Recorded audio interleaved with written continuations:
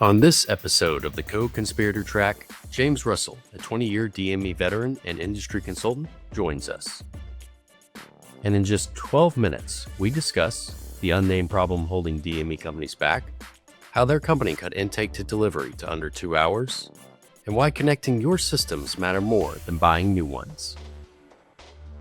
And this conversation starts now.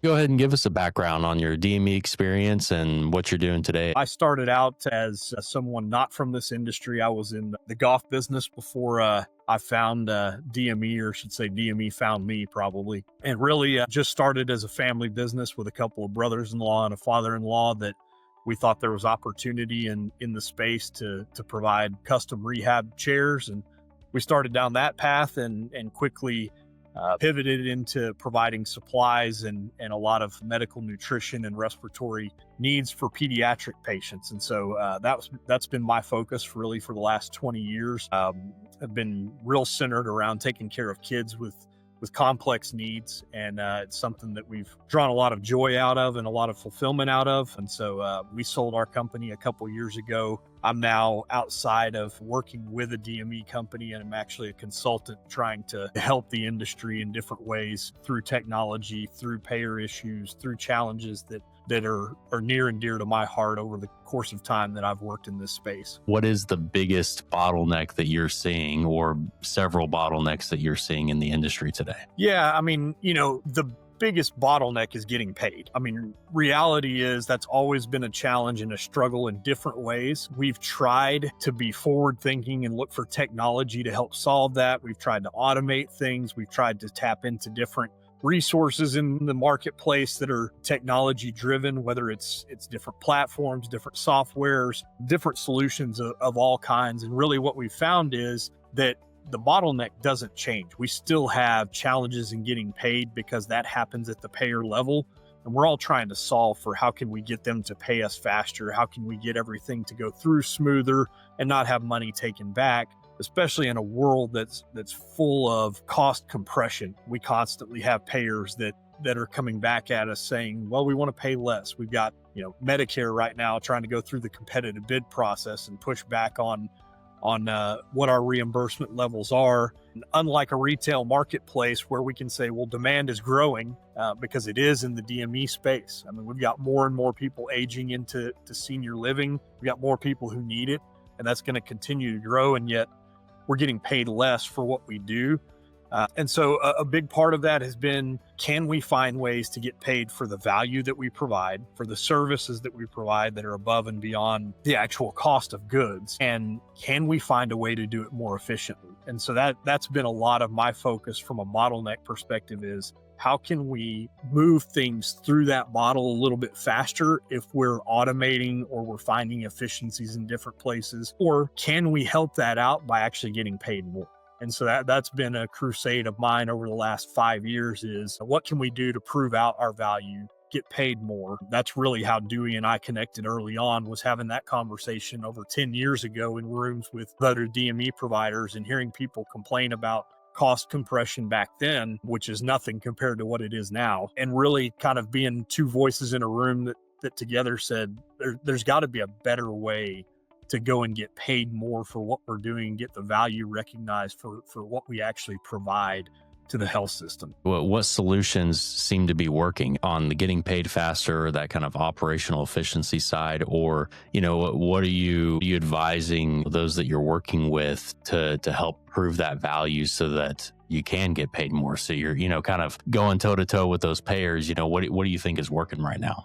Can we find people who actually provide a solution or who are willing to develop a solution in partnership with us that solves our needs? And that's a challenge, because truth of it is, a lot of technology companies, it's expensive for them to do that. It's challenging for them to do that one-off for someone. So in our space, being in a niche area in pediatrics, we were typically thrown a lot of technology that was suited toward other types of DMEs or for people outside of our space altogether. The tech came from outside of our industry. And so it's something that is geared more toward a pharmacy or geared more towards a home health than it is towards a durable medical equipment company. And so we looked real hard underneath the hood at leadership in those companies, not just at the tech, to find out, are you aligned with us and are you really wanting to help us get where we need to go? And so those are the two things that I think we've looked at the payer side and the tech side to find some value. How do you think the fragmentation of these healthcare systems is it impacting hiring and retaining staff? Is it really a problem in the industry, or are we just kind of working around it? Are the Band-Aids working, or do we need to find a different solution here? It's the unnamed problem in our industry. And I spent last week sitting in a conference with peers in our industry talking through this, and it's a problem for everyone. And that's what's kind of interesting is I say it's an unnamed problem because I think every leader of a durable medical equipment company recognizes that a bottleneck in their own operation is technology at this point. You know, there are technologies that free things up for us, that automate certain processes, but we don't have connectivity of those techs. So we may be using a billing software that doesn't talk to our e-prescribing software in the way that we can put one thing in on the front end and have that piece of information flow through the process without our people having to touch it. So you said something, Caleb, that resonates with me and I think is a growing problem in our industry. Hiring and training and retaining people is harder than it's ever been for us because we have to teach them not only the durable medical equipment industry and the lingo, the language. I mean, that used to be a 6-month process for us to get to a point where someone was really well versed enough in the terminology and the inner workings of payers and authorizations or benefits to understand. So we need people that can get up and running within 2 months. We're paying more for staff that have to be more highly trained to solve for all the things that they need to understand and know. We need a more sophisticated employee now than what we used to have 10 years ago. Couldn't agree more. One of the biggest problems, and not well-defined problems, I think you defined it really well there, but it takes a podcast almost to define it. And it's really Valere's mission is to make that connectivity not just possible, because it is possible with a lot of work and with a lot of IT infrastructure, but really, really easy, right? For an infrastructure layer. And so that's to those listening to this right now, I would challenge you that you don't need another widget. You don't need another software. You need a way to connect your current stuff. And then if you need something new, now you have a way to seamlessly connect it to your other systems. Because I really do believe if someone else comes up or another solution provider says, yeah, let's make connectivity to my system as easy as possible. And I know there's a few out there that are really pushing it hard, but there's also a few out there that just simply don't care. And I think it's unacceptable, right? And you're going to get left behind. Maybe not in the current years but I think a decade from now, if you're not open and you're not trying to be connected to everybody, you're going to have a serious problem retaining customers. I don't disagree. And you mentioned customer retention, but what I don't understand is the unwillingness to open up technology at this point. I've talked to every owner that I can possibly talk to. We all have the same problems. And it's that if you ask them how many pieces of technology, a portal, whatever it is that they have to go to for one of their customer service people to get an order from intake to billing to payment, they're using at least 5 different things to get that done. 5 different kinds of technology, at least. It might be double that, depending on the complexity of the product and order. And so if you're not willing to open up your tech at this point, you are becoming archaic. Because at this point, if I'm using an ERP and I want to be on a platform that bills and that touches things at a clearinghouse, if it's not connected to things outside of its own atmosphere, it's becoming less valuable to me. I need it to work with the other technologies that I'm using in order for me to be able to be efficient. It's an unnamed problem in the sense that we don't talk about it as an industry, or we're not talking about it as technology solutions to solve for that a lot. And I appreciate that Valere is, because frankly, it needs to be something that's brought more to the forefront of what we're doing across durable medical equipment in order to get to a point where we can solve the cost challenges that we have. So can you share a case study, give an example of maybe an automation, a workflow, or a series of of workflows that you've built that has helped solve these problems we're talking about today?